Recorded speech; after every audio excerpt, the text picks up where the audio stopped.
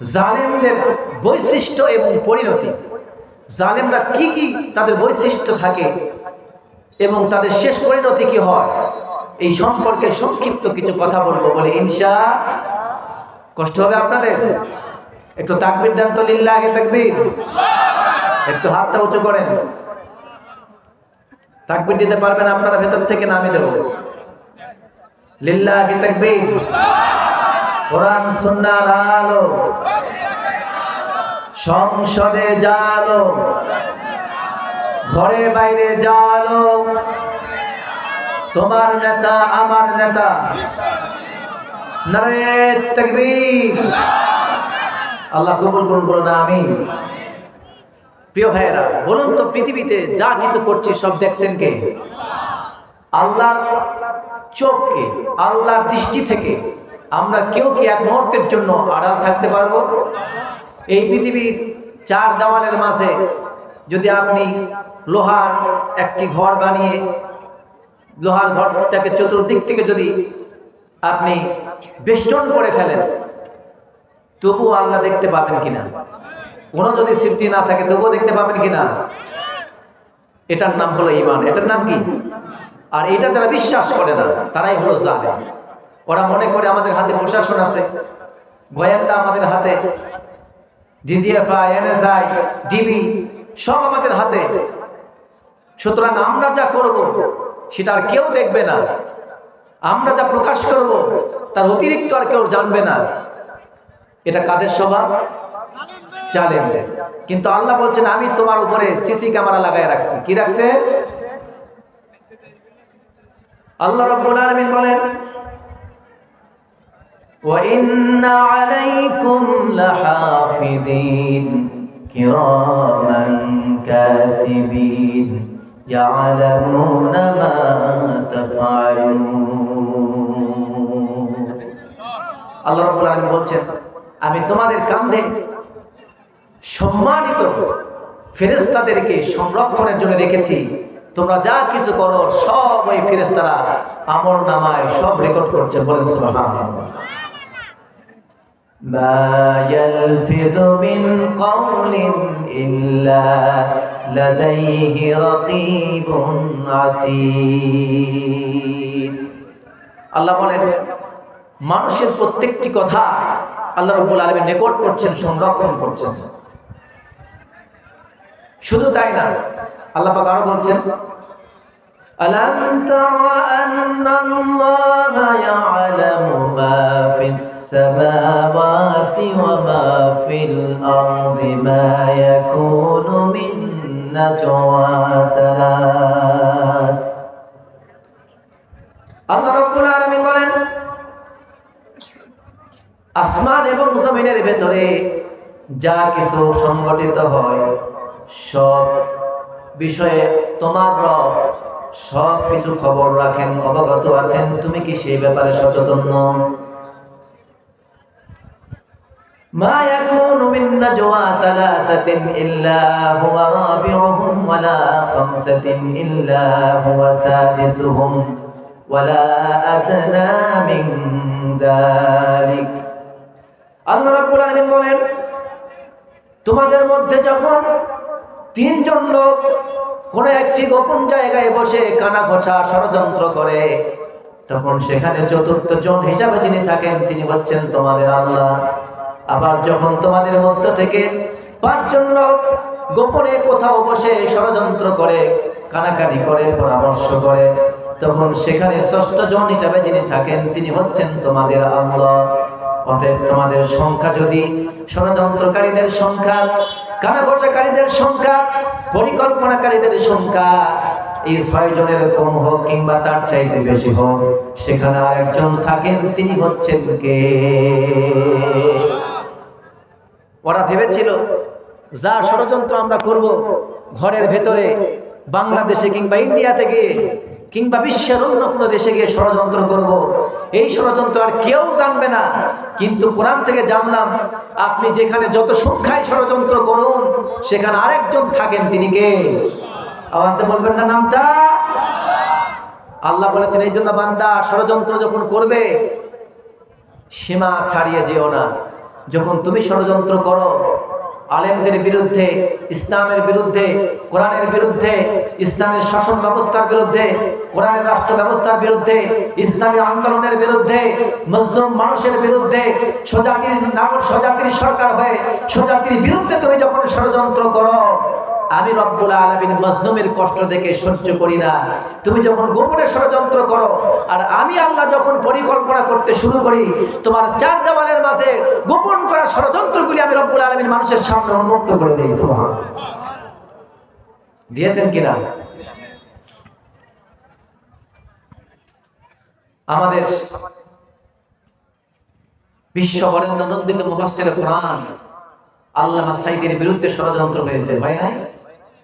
সর্বশেষ তাকে বিষের ইনজেকশন প্রয়োগ করে দুনিয়া থেকে তাকে বিদায় করে দিয়েছে জালেমেরা, ঠিক কিনা? আল্লামা মামুনুল হকের মতো একজন সিংহ মানুষ, সুঠাম দেহের অধিকারী, এমন একটি সিংহ পুরুষকে মিথ্যা অপরাধ দিয়ে, মিথ্যা মামলা দিয়ে জেলখানায় ঢুকিয়ে দীর্ঘ কয়েক বছর জুলুম নির্যাতন করে লোকটাকে পঙ্গু করে দিয়েছে, ঠিক কিনা? অসংখ্য ইসলামী আন্দোলনের সিপাহসালার, ইসলামী আন্দোলনের নেতৃবৃন্দকে জেলখানায় বন্দী করে ফাঁসির কাস্টে ঝুলিয়েছে, ঠিক কিনা বলুন? আল্লাহ রাব্বুল আলামিন ছাড় দেন, কিন্তু ছেড়ে দেন। ওরা আল্লামা সাঈদী সাহেবের বিরুদ্ধে ধর্ষণের অপরাধ মামলা দিয়েছিল, মিথ্যা যুদ্ধ অপরাধের মামলা সাজিয়েছিল, কিন্তু রব্বুল আলামিনের চক্রান্ত দেখুন, রব্বুল আলামিনের পরিকল্পনা দেখুন। ওরা আমাদের সাঈদীকে ধর্ষণকারী বানায় দিল। আল্লাহ রব্বুল আলামিন এমন পরিকল্পনা খাটালেন, ওদের অসংখ্য এমপিআর মন্ত্রীদের প্রকাশ্য ধর্ষণের ভিডিও চিত্র ইউটিউব আর ফেসবুকে ভাইরাল করে দিয়েছে জনগণ, ঠিক কিনা বলুন? আল্লাহ বলেছেন, ইন্নাকুম ইয়াকিদুনা কাইদা ওয়া আকিদু কাইদা ফামাহিলিল কাফিরিনা আমহিলহুম রুয়াইদা। তুমি যদি ষড়যন্ত্র করো, আমি আল্লাহ, আমি রব বসে থাকবো না, আমিও পরিকল্পনা করব। আর আমি যখন পরিকল্পনা করব, তোমার ইপস এন্ড ডাউন, তোমার ভিতর এবং বাহির, ওপেন এন্ড সিক্রেট সবকিছু মানুষের সামনে ওপেন করে দেবো, ঠিক কিনা বলুন? যার কারণে আজ তাদের জুলুমের যখন শেষ সীমায় চলে এসেছে, আল্লাহ রাব্বুল আলামিন জিল্লতির সাথে এ দেশ থেকে তাদেরকে বিতাড়িত করার ব্যবস্থা করে দিয়েছেন, ঠিক কিনা?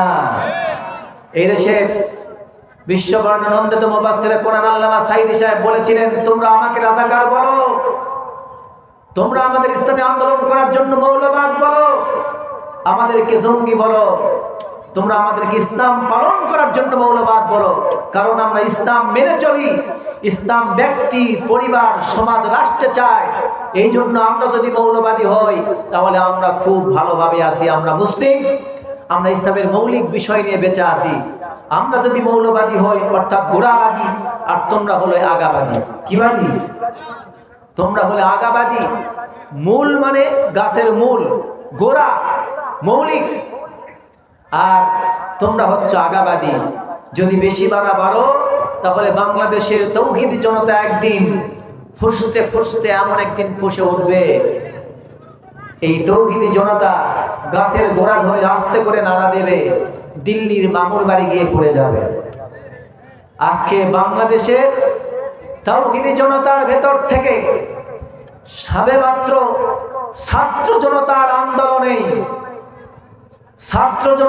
আন্দোলনে এমন গাছের গোড়া ধরে নাড়া দিয়েছে, বাংলাদেশের দামাল ছেলেরা বাংলাদেশ থেকে বিদায়ী বক্তব্য দেওয়ার সময় পায় নাই, আস্তে করে পালায়া জীবন নিয়া দিল্লির মামুর বাড়ি গিয়ে আশ্রয় নিয়েছে, ঠিক কিনা? সুতরাং আল্লাহ রাসূল বলেছেন, ইত্তাকি দাওয়াতাল মাজলুম, মাজলুমের অভিশাপ থেকে বেঁচে থাকো। কারণ মাজলুম আর আল্লাহ, মাজলুমের অভিশাপ আর আল্লাহর মাঝে কোনো ধরনের পর্দা থাকে না। মাজলুম যখন দোয়া করে, সেই দোয়া কবুল করেন কে? সুতরাং জুলুম করা যাবে না, এটা নিষেধ করে দিয়েছেন আল্লাহ। আমরা মানুষ, আমরা আল্লাহর গোলাম। যারা বলেন কার গোলাম? আল্লাহর গোলাম। নিজেকে বাদশা, নিজেকে রাজা, নিজেকে বড় মনে করে অহংকার করে একজন আরেকজনের উপরে জুলুম করা এই জন্য জালেমদেরকে লক্ষ্য করে রব্বুল আলামিন বলছেন ওয়ালা তাহসাবান্নাল্লাহা গাফিলান আম্মা ইয়ামালুজ যালিমুন। জালেমরা যা করে সেই সম্পর্কে আল্লাহ জানেন না, তোমরা এটা মনে করো না। জালেমদের প্রত্যেকটি খবর রব্বুল আলামিন রাখেন কিনা? আল্লাহর নবী বলেন ইন্নাল্লাহা ইউমলি লিল-যালিম ফাইযা আখাযাহু লাম ইফলিতহু। নবীজি বলেন আল্লাহ রাব্বুল আলামিন জালেমদেরকে রশি ঢিল দিয়ে রাখেন, আর যখন তিনি সেই রশিতে টান দেন ফাইযা আখাযাহু লাম ইফলিতহু, যখন রব্বুল আলামিন জালেমদের রশি ধরে টান মারেন তখন আর তাদেরকে ছেড়ে দেন না। অর্থাৎ নবীজি বলছেন জালেম যখন জুলুম করে, এই জালেমকে জুলুম করার জন্য রব্বুল আলামিন কিছুক্ষণ সময় দিয়ে রাখেন। আল্লাহ দেখেন জালেম জুলুম বন্ধ করে কিনা, জালেম জুলুম থেকে ফিরে আসে কিনা, তওবা করে কিনা, জালেম আল্লাহর দিকে ফিরে আসে কিনা, সে তার পাপের প্রায়শ্চিত্ত করে কিনা, আল্লাহর কাছে ক্ষমা চায় কিনা। রব্বুল আলামিন যখন দেখেন জালেম শেষ পর্যন্ত তার জুলুম থেকে ফিরে আসে না, জুলুমের চূড়ান্ত সীমায় পৌঁছে যায়, আর যখন কোনো আর সীমা থাকে না, ফাইদা আখাযাহু লাম ইফলিতহু, তখন রব্বুল আলামিন এমন ভাবে টান দেন তখন আল্লাহর হাত থেকে জালেমকে আর কেউ ছিনায় নিতে পারে না। ইন্না বাতশা রাব্বিকা লা শাদীদ। আল্লাহ যখন ধরেন শক্ত করে ধরেন, ফাইদা আখাযাহু লাম ইফলিতু। নবীজি বলছেন আল্লাহ ছাড় দিয়ে রাখেন, যখন ধরেন তখন আর ছেড়ে দেন না। এটা কার কথা? আল্লাহর কথা, তার নবী আমাদেরকে জানাচ্ছেন। সুতরাং যারা জুলুম করে, জুলুম যারা করে, রব্বুল আলামিন তাদের চরিত্র সম্পর্কে কোরআনে কারীম আল্লাহ তাআলা বলেন এই জালেমদের বৈশিষ্ট্য হলো প্রধানত চারটা। আল্লাহ রাব্বুল আলামিন বলেন ইন্নাল মুলুকা ইযা দাখালু ক্বরিয়াতান আফসাদুহা ওয়া জাআলু আ'ইজ্জাতা আহলিহা আদিল্লাতান ওয়া কাযালিকা ইয়াফআলুন। চিৎকার দিয়ে বলেন আল্লাহু আকবার। আল্লাহ রাব্বুল আলামিন বলেন সাবার রানী বিলকিসের একটি ঘটনা রব্বুল আলামিন কোরআনে কারিমে কোট করে আল্লাহ তাআলা জানিয়ে দিলেন সূরা নামলের ভেতরে জালেমদের বৈশিষ্ট্য কি শোনো। জালেমরা যখন কোন রাজ্যের ক্ষমতা পেয়ে যায়, জালেমরা যখন কোথাও ক্ষমতা পায়, শাসনের ভার পেয়ে যায়, ক্ষমতা পাওয়ার সাথে সাথে ওরা সেই দেশের ভেতরে, সেই নগরের মধ্যে, সেই রাষ্ট্রের ভেতরে, ওই রাজ্যের ভেতরে চারটা কাজ করে। কয়টা কাজ করে? চারটা কাজ। জালেমরা যখন ক্ষমতা পায় তখন তারা প্রধানত বিশেষ করে চারটা কাজ করে। এক নম্বর কাজ হলো ইদা দাখালু ক্বরিয়াতান আফসাদুহা, যখন তারা সেই রাজ্যের ভেতরে ক্ষমতা নিয়ে প্রবেশ করে তখন তাদের প্রথম কাজ হলো সেই রাজ্যের ভেতরে, সেই রাষ্ট্রের ভেতরে ওরা প্রথমেই যেই কাজটা করে তা হলো প্রথমেই সেই রাজ্যের ভেতরে মানুষের মধ্যে ত্রাস, সন্ত্রাস, ভীতি সৃষ্টি করে দেয়। দুই নম্বর কাজ, ওই জাতির মধ্যে সবচাইতে যারা নিকৃষ্ট লোক, পাষাণ হৃদয়ের মানুষ, যাদের দিল বড় কঠিন, অন্তরে মায়া দয়া নাই, পাষাণ হৃদয়ের মানুষ, নিষ্ঠুর, নির্দয়, নিকৃষ্ট চরিত্রের অধিকারী, মানুষ মারতে যাদের হাত কাঁপে না, এমন নিকৃষ্ট চরিত্রের পাষাণ হৃদয়ের লোকগুলিকে ওরা বড় বড় পদ, সম্মানিত পদগুলি তাদেরকে দিয়ে দেয়। তিন নম্বর জালেমদের বৈশিষ্ট্য হলো ওই রাষ্ট্রের ভেতরে, ওই রাজ্যের ভেতরে যারা সম্মানিত জাতির শ্রেষ্ঠ সন্তান, তাদেরকে ওরা অপমানিত করে, লাঞ্ছিত করে, সম্মানের আসন থেকে টেনে ঘিচড়ে ওদেরকে অসম্মানিত করে। আর চার নম্বর কাজ হলো ওই রাষ্ট্রের ভেতরে পূর্ববর্তী কোন শাসক যদি কোনো স্মৃতিচিহ্ন রেখে যায়, তাহলে পরবর্তী জালেম সরকার ওই পূর্ববর্তী শাসকের স্মৃতি চিহ্ন পর্যন্ত সহ্য করতে পারে না, স্মৃতি চিহ্ন পর্যন্ত মুছে ফেলে দেয়। এখন সংক্ষিপ্ত একটু ব্যাখ্যা করব। তাহলে জালেমদের কাজ কয়টি বললাম? মনে রাখেন, জোরে বলেন কয়টা? এক নাম্বার,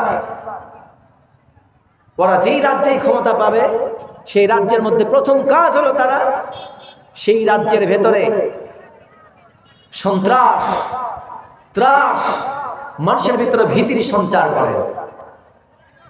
এই যে ছোট্ট ভূখণ্ড বাংলাদেশ, এই বাংলাদেশে এতদিন পর্যন্ত সাবেক প্রধানমন্ত্রী যারা ক্ষমতায় ছিলেন, বলুন তো তারা জালেম ছিল কিনা? একটু আওয়াজ দিয়ে কথা বলতে হবে। আমি যদি কথা বাড়িয়ে বলি আপনারা সেটাতে নাকচ করবেন, কিন্তু যদি সত্য হয় তাহলে সত্যায়ন করবেন। তারা জালেম কি জালেম না? আর এই জালেমদের প্রধান বৈশিষ্ট্য কি ছিল? এক নম্বর বৈশিষ্ট্য ছিল, আপনি বাংলাদেশে তাকায় দেখেন, গ্রামের ওয়ার্ড থেকে, ইউনিয়নের ওয়ার্ড থেকে শুরু করে একদম পার্লামেন্ট পর্যন্ত, এমনকি মসজিদের কমিটি পর্যন্ত, মাহফিলের অতিথি পর্যন্ত, তারা সব জায়গায় তারা সন্ত্রাসী গুন্ডা বাহিনী দিয়ে পরিবেষ্টন করে রেখেছিল। এত জোরে আসতে বললেন ঠিক, যেন মনে হয় আপনারা এতদিন কিছুই জানতেন না। ঠিক না বেঠিক? আরেকটা আওয়াজে বলেন ঠিক। মাইক মানে ইকো দিতে হবে না, ইকো বন্ধ করে দেন। গোটা বাংলাদেশ মসজিদ, মাদ্রাসা, গ্রাম, ইউনিয়ন, থানা, জেলা, কোর্ট, অফিস, আদালত, প্রতিষ্ঠান, শিক্ষা প্রতিষ্ঠান, স্কুল, কলেজ, বিশ্ববিদ্যালয়, মাদ্রাসা, এই বাংলাদেশের এমন কোন জায়গা ছিল না। 56,000 বর্গ মাইলের প্রত্যেকটি ইঞ্চিতে তারা জালেমের রাজ কায়েম করেছিল। ঠিক কিনা বলে? মানুষ তাদের ভয়ে কথা বলতে পারে না। এই সন্ত্রাসীদের ভয়ে মানুষ, মসজিদের ইমাম সাহেব হক কথা বলতে পারেনি। বিরোধী দলের নেতারা কোনোদিন একটা রাস্তায় মিছিল মিটিং করতে পারেনি। ঠিক কিনা? যখনই কোনো মিছিল মিটিং, মসজিদের ইমাম সাহেব যদি মসজিদ থেকে হক কথা বলেছেন, সঙ্গে সঙ্গে কমন কয়েকটা গালি ছিল। এক নম্বর ছিল জঙ্গি। হক কথা বললেই ইমাম সাহেব হয়ে যেত জঙ্গি। ঠিক কিনা? হক কথা বললে ইমাম সাহেবকে ট্যাগ লাগাই দিত।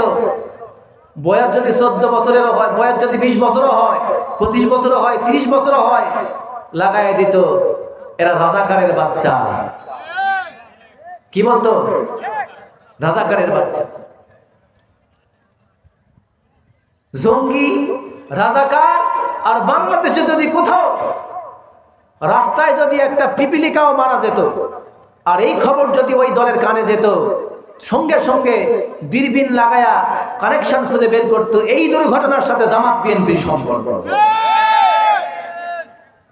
তো আমি আমার ভাষায় বলি যে এই সরকারকে বিগত বছরগুলিতে এই সরকারকে একটা ভয়ঙ্কর ভূতে ধরছিল, তার নাম হলো জামাত বিএনপির ভূত। কিসের ভূত? জামাত বিএনপির ভূত। যেখানেই কোনো কিছু হইতো সেখানেই বলতো জামাত বিএনপি এখানে আছে। ঠিক কিনা বলেন? আপনারা জানেন বেশ কিছু বহুদিনের আগের ঘটনা, এই সরকার ক্ষমতায় আসার পরেই ঘটনা ঘটেছিল। ঢাকায় রানা প্লাজা একটা গার্মেন্টস ধসে পড়েছিল, জানা আছে আপনাদের? ওরা সেই সময় প্রচার করেছিল মিডিয়ায়, জামাত শিবিরের লোকেরা ঘরের ওয়ালে ধাক্কা দিয়ে ঘরটাকে নাকি ধসায় ফেলছে।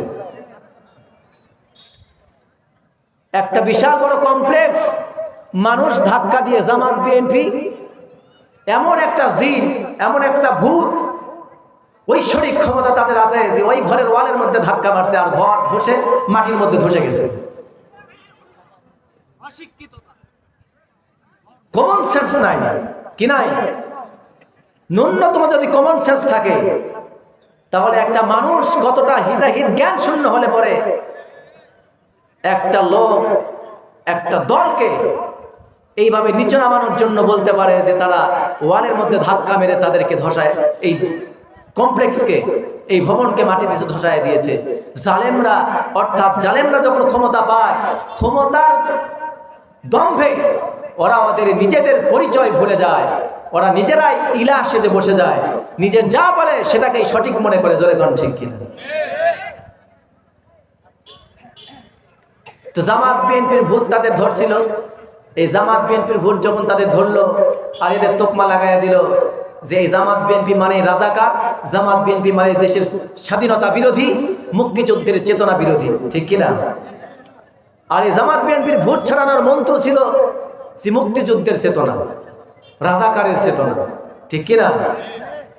এইটা বলতে বলতে এমন স্লোগান দিল, যেই মন্ত্র দিয়ে জামাত বিএনপিকে দেশ থেকে তাড়ানোর জন্য ষড়যন্ত্র করেছিল, যেই মন্ত্র দিয়ে জামাত বিএনপিকে কোন ঠাসা করার জন্য ষড়যন্ত্র করেছিল, আল্লাহর মার দুনিয়ার বার, অবশেষে রাজাকার বলতে বলতে আমাদের দেশের প্রত্যেকটি কলেজ ভার্সিটির সন্তানদেরকে তারা রাজাকার যখন বলে ফেললো আন্দোলন করার জন্য, প্রত্যেকটি কলেজ ভার্সিটির সন্তানরা বলল আমরা রাজাকার। রাজাকারের স্লোগান তারা এতদিন পর্যন্ত জাতির বিরুদ্ধে ব্যবহার করেছে। জালেমের জুলুম এত পর্যায়ে বেড়ে গিয়েছিল, আমাদের দেশের দামাল ছেলেরা বলেছিল প্রয়োজনে রাজাকারের তোকমা নিয়ে বাঁচতে চায়, জালেমকে সহ্য করতে চায় না, জুতা পিটা করে বাংলার জমি থেকে বিদায় করা হবে।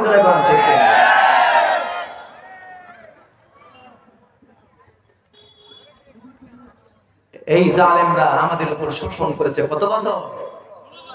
16 বছর। প্রিয় ভাইয়েরা, এইভাবে তারা আমাদের উপর অত্যাচার চালিয়েছে। আমরা আজকে কৃতজ্ঞতা জানাই ওই সব ছাত্র ভাইদেরকে, আপামার ওই সব জনতাদেরকে, ওই সব শ্রমিক ভাইদেরকে, বিভিন্ন দলের বিভিন্ন বর্ণের বিভিন্ন ধর্মের সকল ভাইদের প্রতি শ্রদ্ধা রাখতে চাই। তোমরা যারা জালেমের বিরুদ্ধে আন্দোলন করেছো, আমাদের দোয়া তোমাদের প্রতি কৃতজ্ঞতা আমরা আজীবন প্রকাশ করবো। জোরে গান ঠিক কিনা? আজ বাংলার জমিনে এই জালেমদেরকে তাড়িয়ে দেওয়ার পর এখনো ষড়যন্ত্র শেষ হয় নাই।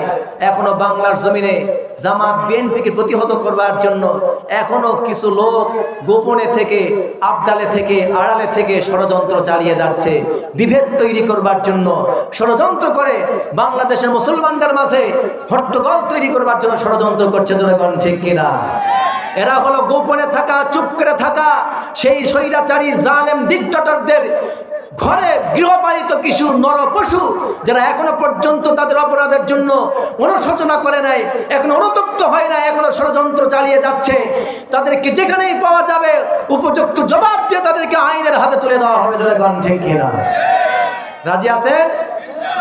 এই জাতিকে রক্ষা করবার জন্য, বাংলাদেশকে রক্ষা করবার জন্য 56,000 বর্গ মাইলের প্রত্যেকটি ইঞ্চিকে ভারতের ষড়যন্ত্র থেকে, রয়ের ষড়যন্ত্র থেকে, ইসলাম বিদ্বেষীদের ষড়যন্ত্র থেকে বাংলাদেশের মসজিদ মাদ্রাসা, বাংলাদেশের জনগণকে রক্ষা করবার জন্য আমরা সবসময় পাহারাদারের ভূমিকা পালন করব। বলেন ঠিক কিনা? রাজি আছেন সবাই? আল্লাহ কবুল করুন, বলেন আমিন। তাহলে জালেমের 1 নম্বর কাজ কি বললাম? সন্ত্রাস তৈরি করা। কি করা? সন্ত্রাস তৈরি করা।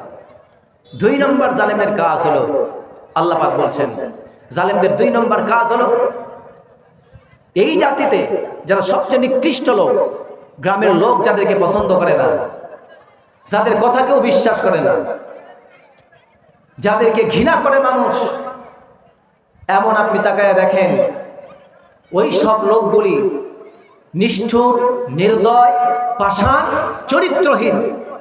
এমন নিষ্ঠুর, নির্দয়, পাষাণ, চরিত্রহীন লোকগুলিকেই বেছে বেছে তারা ক্ষমতার মসনদ, বড় বড় এমপির পদ, চেয়ারম্যানের পদ, মেম্বারের পদ, ওয়ার্ডের পদ, ওয়ার্ড সভাপতির পদ দান করেছে। ঠিক কিনা?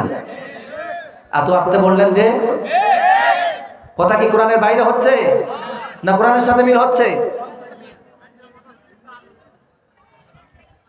আল্লাহ তাআলা বলেছেন ওরা সবচেয়ে নিকৃষ্ট লোকগুলিকে তারা পদ দান করে।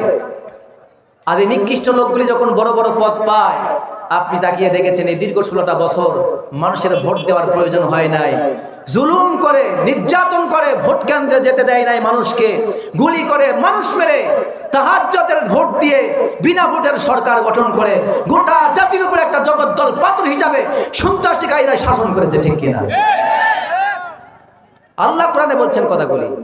আপনাকে যদি ওই রানী বিলকিসের ঘটনা শোনায় আর বাস্তবতার সাথে মিলায় না দেই তো কোরআন তো বুঝবেন না। তো মিলানোর দরকার আছে না নাই?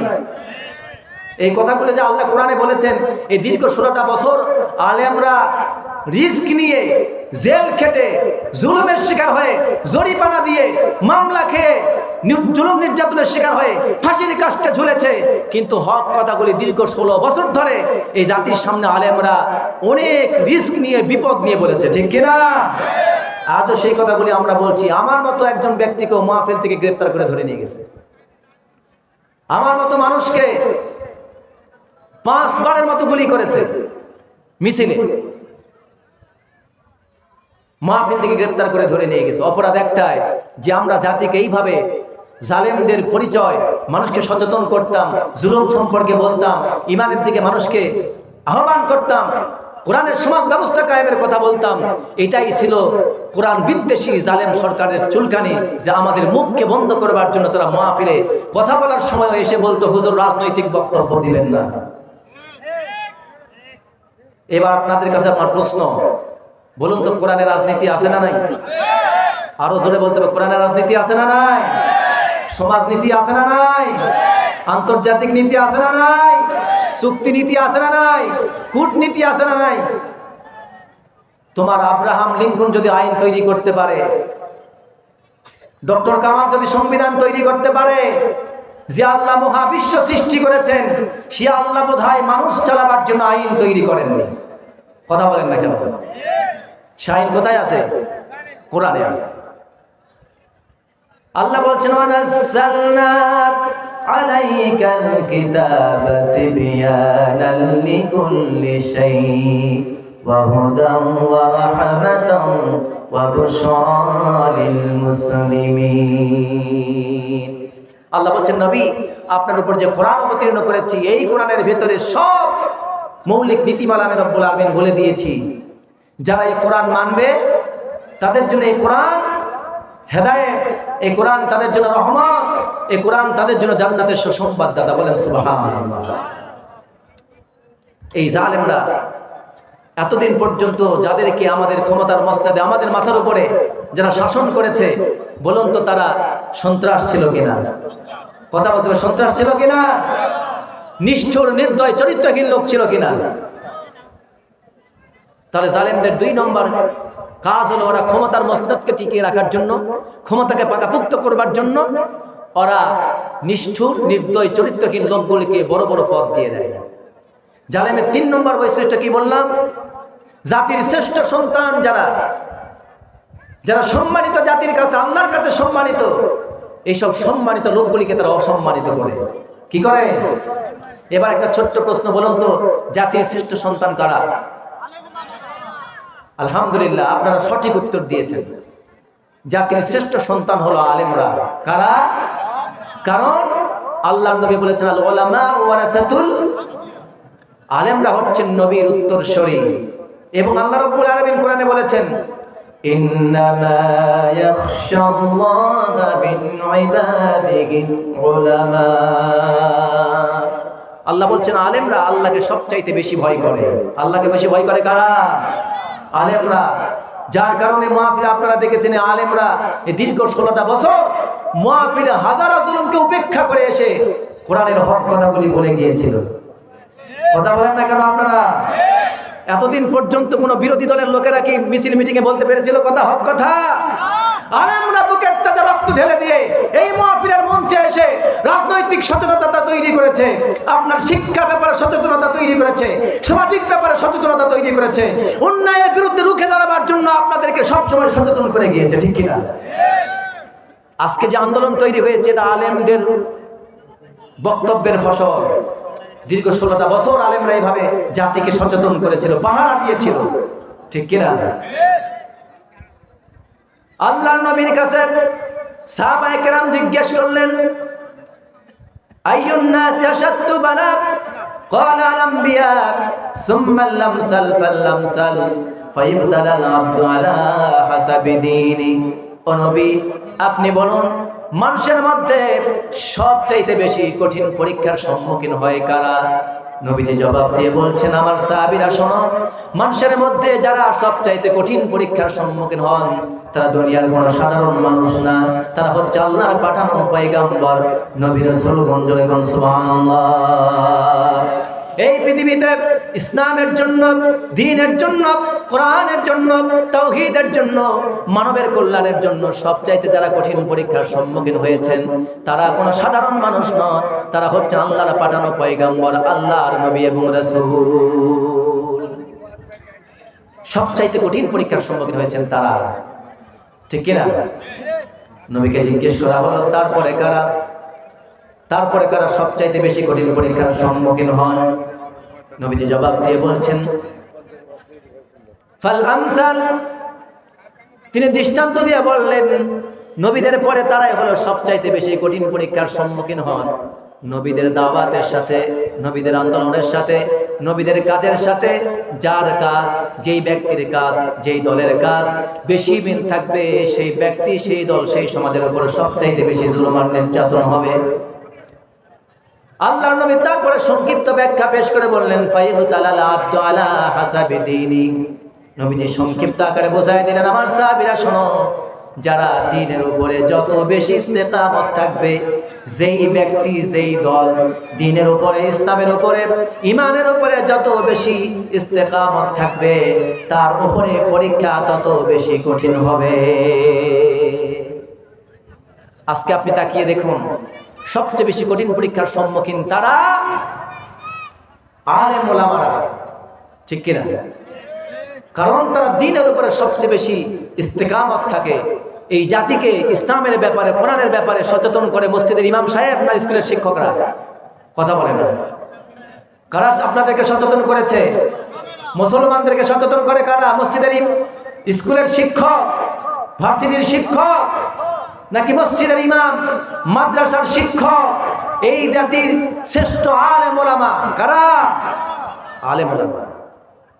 আর এই জালেমদের একটা বৈশিষ্ট্য হলো, ওরা জানে জুলুম যদি টিকায় রাখতে চায়, অন্যায়ভাবে কুক্ষিগত ক্ষমতাকে যদি আমরা দীর্ঘস্থায়ী করতে চাই, তাহলে আমাদেরকে জাতির জাগ্রত বিবেক আলেমদেরকে দুনিয়া থেকে শেষ করে দিতে হবে।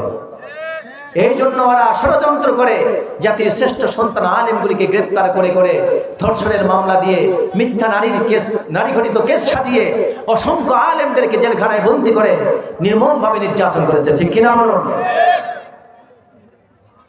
আমার প্রিয় ভাইরা, সংক্ষিপ্ত আকারে আপনাদেরকে বুঝালাম। তাহলে আল্লামা সাঈদীর উপরে যারা নির্যাতন করেছিল তারা কি ছিল? আওয়াজে বলতে হবে জালেম কিনা? কিন্তু আমি আপনাদেরকে বলতে চাই, ওদের উদ্দেশ্য ছিল আলেমদেরকে যদি আমরা এইভাবে জাতির সামনে ছোট করে দিতে পারি, আলেমদের চরিত্র যদি আমরা কলঙ্ক লেপন করে দিতে পারি, তাহলে আগামীতে মুসলমানদেরকে আলেমদের কাছ থেকে যত দূরে সরাতে পারবো, তত আমাদের ক্ষমতাকে দীর্ঘস্থায়ী করতে পারবো।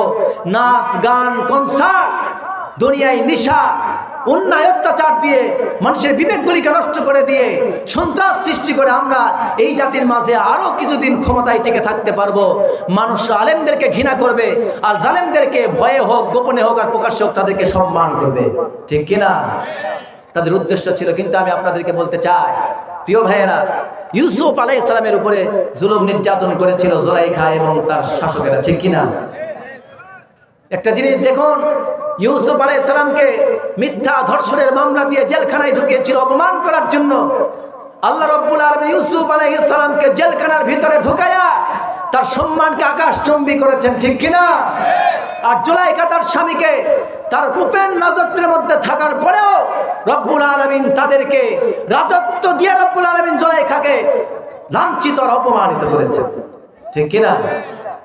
এমনি করে আমরা দেখতে পাচ্ছি আল্লামা সাঈদীকে মাওলানা মামুনুল হক সাহেব, মুফতি আমিনী সাহেব, জুনায়েদ বামিনগরী, কোন আলেমদেরকে জেলখানায় ঢুকাইয়া তোমরা তাদের সম্মানকে নষ্ট করতে পারো নাই। ওরা যখন ইন্তেকাল করেছে, এই দেশের লাখো জনতা তার জানাজার নামাজটুকুন পড়বার জন্য আপনারা 44 ধারা দিয়েছেন। 44 ধারা উপেক্ষা করে জানাজায় গিয়ে অংশগ্রহণ করে ভালোবাসার প্রমাণ ঘটিয়েছে, ঠিক কিনা? এটি হচ্ছে মুমিনদের প্রতি ভালোবাসা। আল্লাহ বলেন, যখন কোনো মুমিন বান্দাকে আল্লাহ ভালোবাসেন, আল্লাহ তাআলা আসমানের ফেরেশতাদেরকে অর্ডার দিয়ে দেন, ও আমার ফেরেশতারা, আমি ওই বান্দাকে ভালোবাসি, তোমরা পৃথিবীবাসীকে জানিয়ে দাও তোমরাও তাদেরকে ভালোবাসো। আল্লাহ রাব্বুল আলামিনের এই অর্ডার পেয়ে মুমিনদের অন্তরে রহম হয়, তখন প্রত্যেকটা মুমিন তাদেরকে ভালোবাসতে শুরু করে, ঠিক কিনা? আজকে আমরা দেখলাম তোমরা ক্ষমতায় থেকেও জিল্লতির সাথে তোমরা ক্ষমতায় থেকেছো, অপমানের সাথে থেকেছো। জাতির লোকেরা তোমাদেরকে গোপনেও সহ্য করেনি, প্রকাশ্যেও তোমাদেরকে সহ্য করেনি, কিন্তু আলেম ওলামাদেরকে জাতির লোকেরা গোপনে এবং প্রকাশ্যে তাদের জন্য কেঁদেছে, দোয়া করেছে, ঠিক কিনা?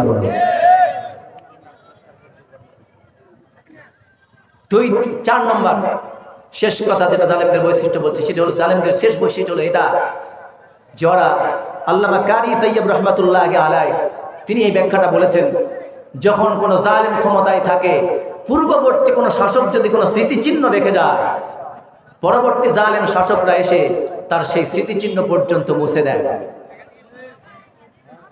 এখন একটু মনে করে দেই, আপনাদের হয়তো স্মরণ নেই, আছে? স্মরণ আছে? তাহলে একটা বলেন, তারা কি স্মৃতিচিহ্ন মুছে দিয়েছে বলেন? হ্যাঁ, একজন বলল বিসমিল্লাহ। আচ্ছা, আমাদের ঢাকা বিমানবন্দর নাম কি ছিল? জিয়াউর রহমান বিমানবন্দর ছিল কিনা? সেটার নাম পরিবর্তন করে কি দিয়েছে? শাহজালাল। আমাদের যমুনা সেতুর আগের নাম ছিল কি? নাম ছিল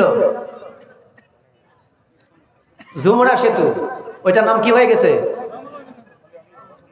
হ্যাঁ, বঙ্গবন্ধু সেতু হয়ে গেছে। সংবিধানের উপরে বিসমিল্লাহ লেখা ছিল, পরিবর্তন করে কি দিয়েছে? বিসমিল্লাহকে মুছে দিয়েছে। ওরা বলেছে এই সংবিধান, হিন্দু মুসলিম সবাই সংবিধান মানবে, এই সংবিধানের উপরে আল্লাহর নাম রাখা যাবে না। ঢাকা বিশ্ববিদ্যালয়ের হলগুলির নামের শুরুতে আল্লাহর, মুসলমানদের নাম লেখা ছিল, ইসলামের নাম লেখা ছিল, ইসলাম শব্দগুলিকে মুছে দিয়েছে। কোরআনের আয়াত ছিল, সেগুলিকে মুছে দিয়েছে। ওরা বলেছে এগুলির মধ্যে এগুলি রাখা যাবে না, এগুলির মধ্যে জঙ্গিবাদের, মৌলবাদের গন্ধ পাওয়া যায়, বলেন নাউযুবিল্লাহ। তো জালেমদের 4 নম্বর বৈশিষ্ট্য হলো ওরা ইসলামের স্মৃতিচিহ্ন এবং পূর্ববর্তী শাসকদের স্মৃতিচিহ্ন পর্যন্ত মুছে দেয়। সব জায়গায় দলীয়করণ করে বাপদাদার নাম প্রতিষ্ঠা করে, জনগণ ঠিক কিনা? প্রিয় ভাইয়েরা, এটা হলো আল্লাহ তাআলা কোরআনের কথা। কার কথা? কোরআনের কথা। জাতি যদি এই কথাগুলি বুঝতো যেগুলি জালেমদের কাজ, তাহলে এই জাতির কোনো প্রশাসক, কোনো ব্যক্তি তাদেরকে সাহায্য সহযোগিতা করতো না।